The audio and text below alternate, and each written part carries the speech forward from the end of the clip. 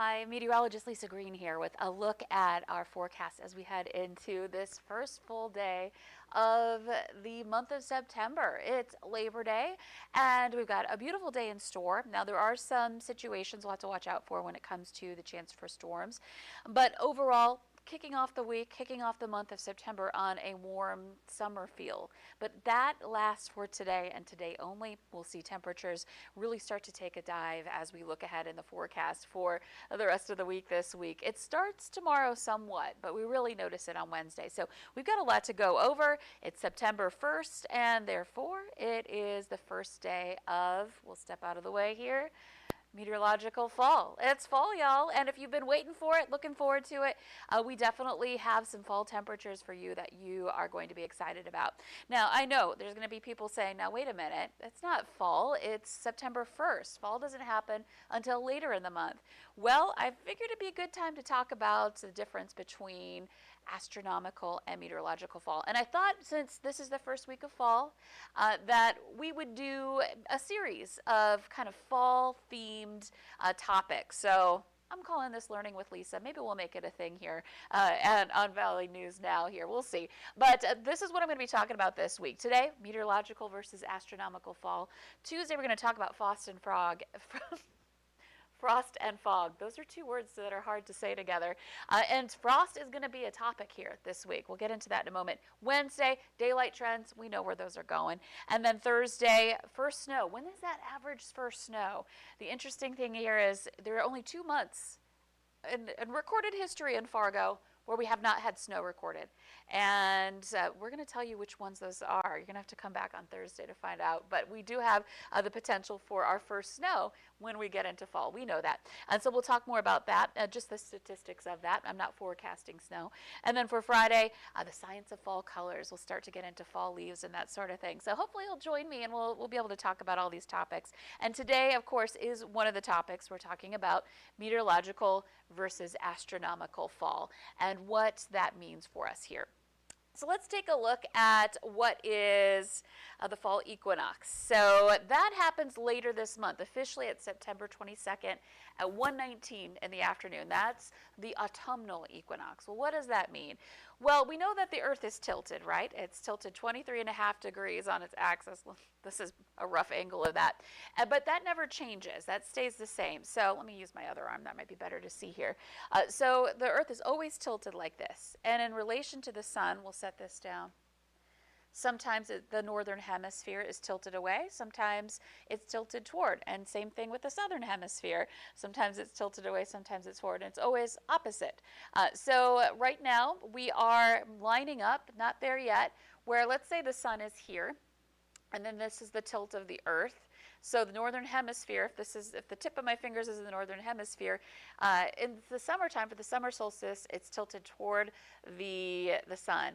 During the autumnal and spring or vernal equinox, we are looking at the tilt kind of being negligible because, again, it never changes. So either this side or this side, it's not really tilted away or toward.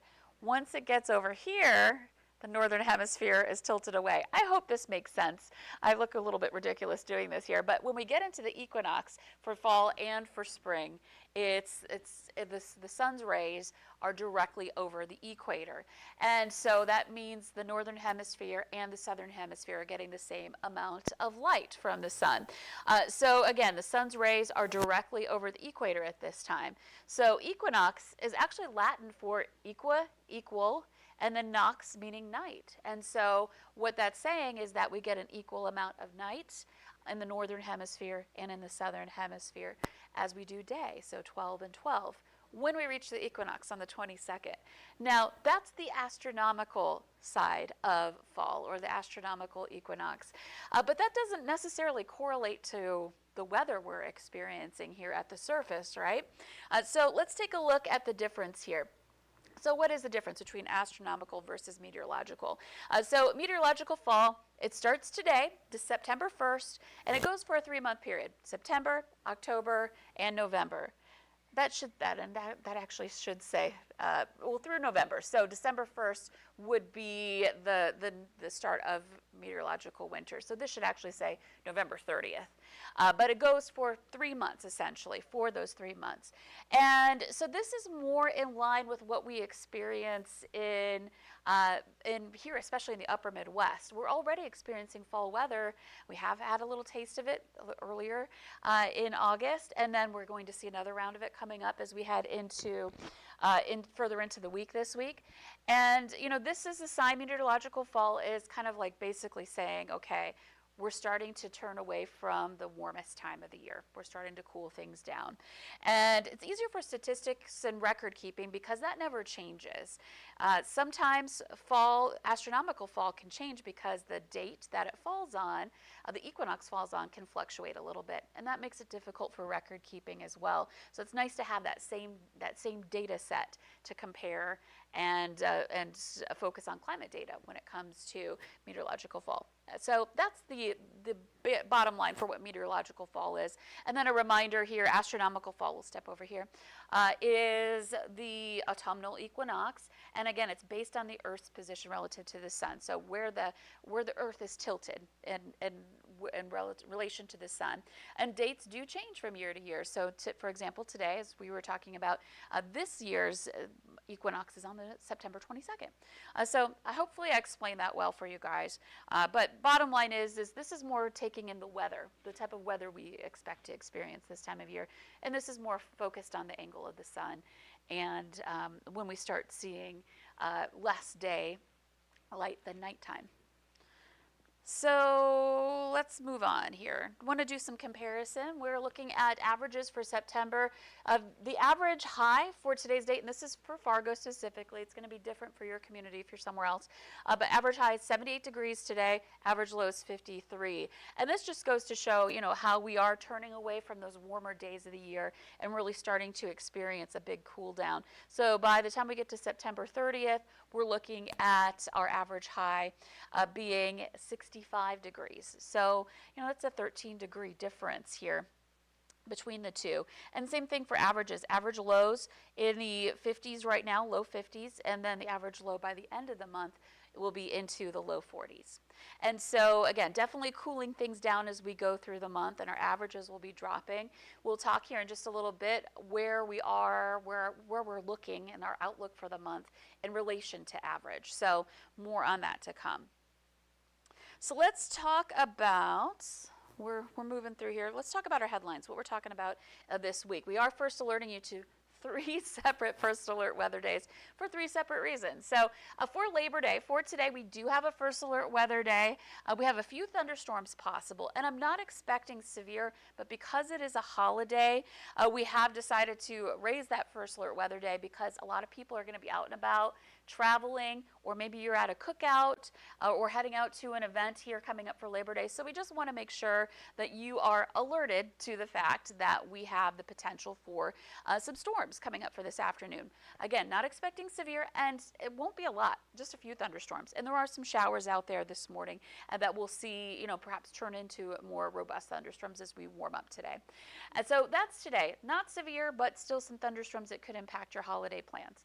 Heading into Tuesday, we are watching out for that potential for severe. We've got a cold front moving through that's going to usher in that much different change in our air mass, and that will also trigger some storm chances, and some of those storms could be severe. We'll go over that in just a moment. And then also another flannel alert. We're looking out for the potential for a big cool down that could bring that possibility for some frost in some areas. Not a guarantee, but some areas. And I know we still have our gardens going. We still have our flowers out, so we want to make sure we're paying attention as the cold air moves in.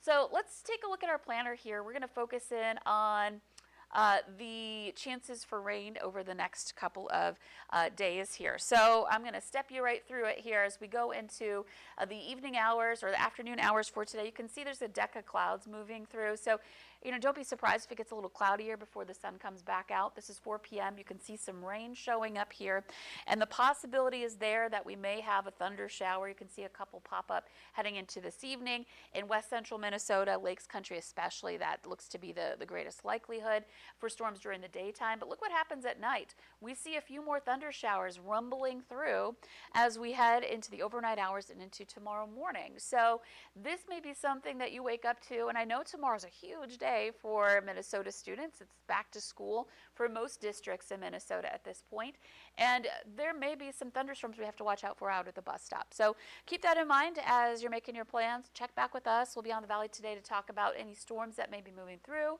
and you can always check the VNL Weather app too for the latest radar.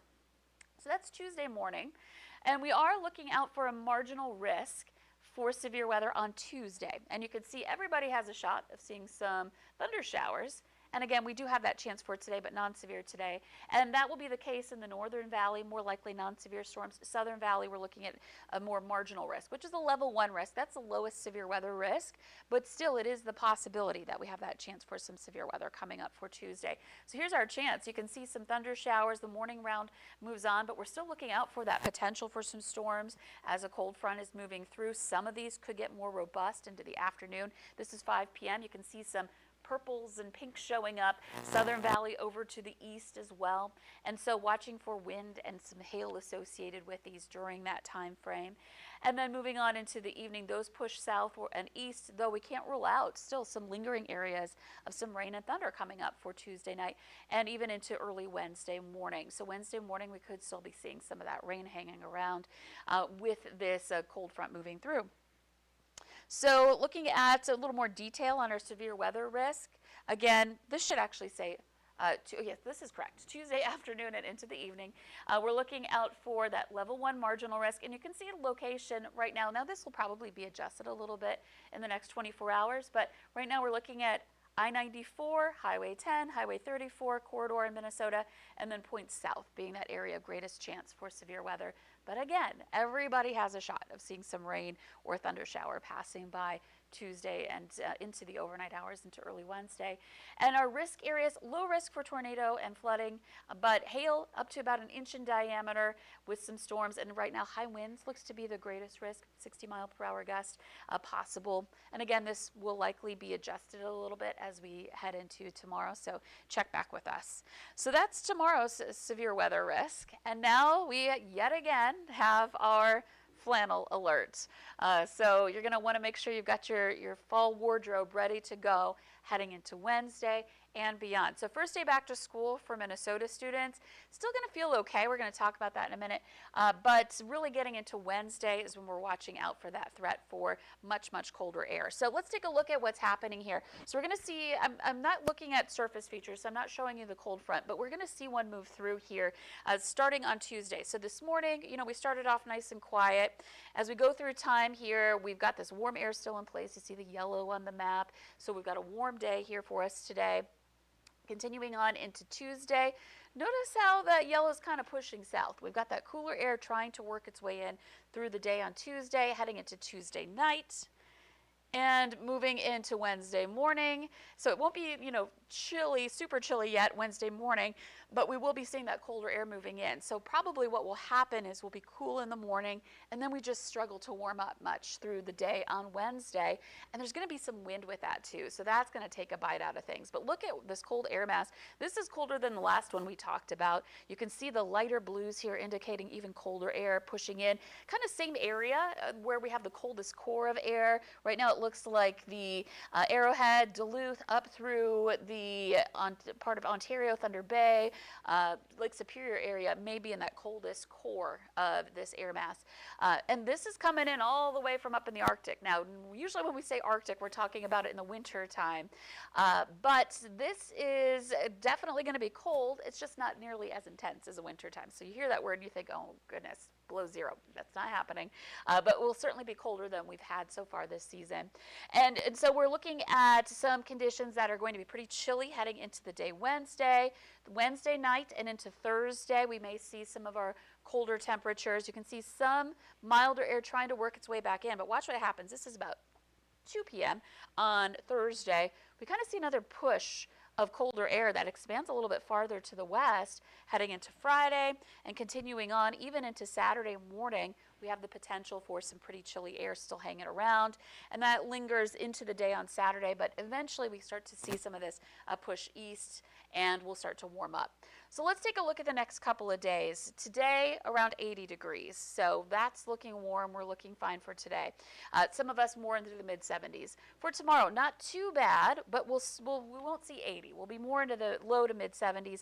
And some of us, where we see that cold front move in sooner, will be cooler. And that would be up in the northwest. Up by Devil's Lake, you can see that high, close to 70, but not quite there on Tuesday potentially. If the cold front can hold up a little longer, then we'll warm up into the 70s everywhere.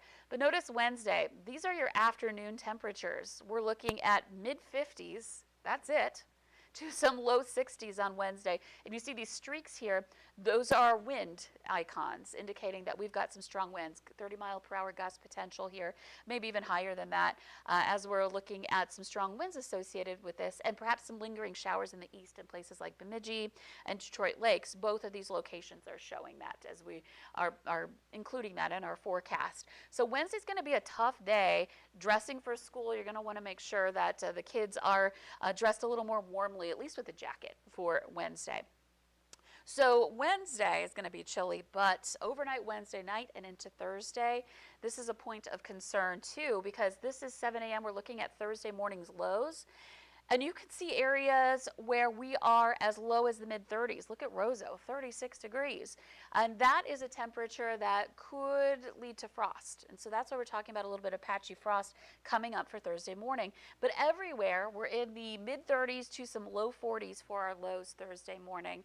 And it's possible we could see that again as this colder air hangs around. Right now it looks like maybe Saturday morning again, but each morning we have to keep a close eye and may want to take some measures to protect our plants, our vegetables, or pick those really sensitive ones here as we're looking at some colder temperatures. You know, it's not widespread frost, not looking like that right now, but the wind will ease up enough by Thursday morning, and there will be some breaks in the clouds for some of that frost to form potentially if we see those temperatures get cool enough. So this is something we'll be looking out for, and so we've raised another first alert weather day for this because we haven't seen this yet. We have a lot of folks still growing things out there and want to make sure we give you that first alert, that heads up to make sure that you are protecting your sensitive vegetation. So again, another first alert weather day. This is for Thursday for that just sudden shock of cooler air, but also Wednesday night and into Thursday morning for that potential for some frost that may develop. So looking out for patchy frost more likely. Again, not widespread with that colder air moving in. Blustery north winds that'll feel chilly on Wednesday. And then by Thursday morning, that potential for some patchy frost.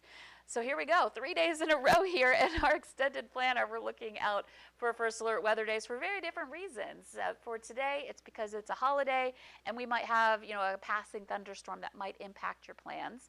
And then Tuesday is because we have a greater risk for severe weather, not necessarily an outbreak, but still something to be ready for on Tuesday.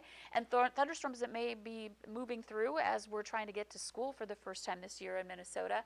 And then Wednesday, the much cooler air. I'm forecasting high of 62 on Wednesday, but it could be even cooler. And notice our low, not too bad Wednesday morning. It's through the course of the day that the colder air funnels in.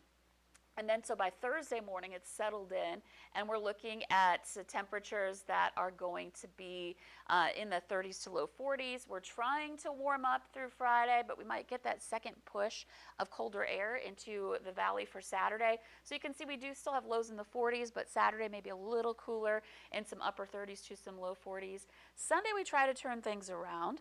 And then heading into Monday and beyond into next week, we start warming things up. We start to improve our weather into that time frame. So conditions are going to be a little shocking, I think, for a lot of people stepping outside into those colder temperatures, especially after getting to 80 today. That's going to feel pretty chilly here. So we just want you to be ready for that coming up in the forecast. So let's talk about the long range. So I'm going to look at several periods here to kind of give you an idea of what we can expect heading into September. We just earlier talked about how it's September we start to see cooling temperatures. We go from 78 for our average high into some 60s for our average high by the end end of the month.